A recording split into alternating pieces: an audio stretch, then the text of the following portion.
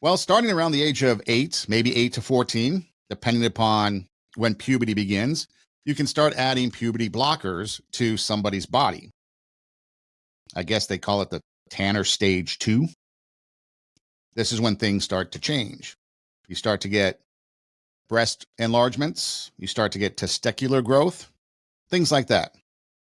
But then when you have gender dysphoria, that apparently is supposed to be recognized by somebody in the health profession to say that you have it.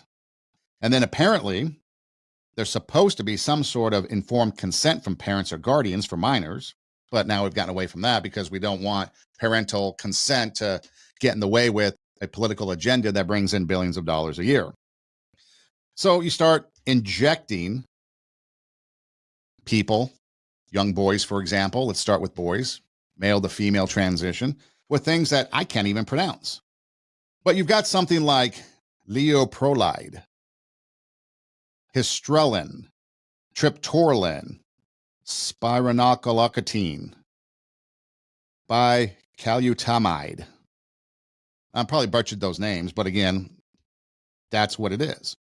These are some of the things as far as the puberty blockers and others that are going to go into the body. What might some side effects be?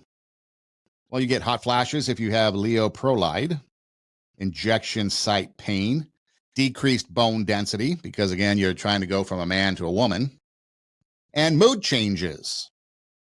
So leoprolide, you get mood changes as a side effect. How about histrelin? Skin reaction, headaches, mood changes, slowed growth if used long term.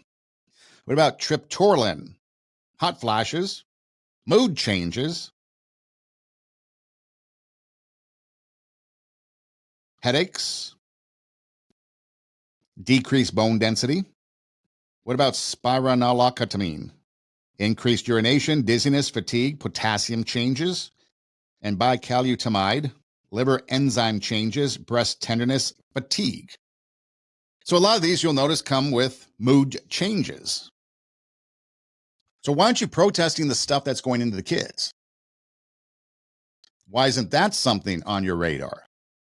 Because it's very clear that these chemicals that are going in to the body aren't supposed to be there, and they're causing dramatic effects.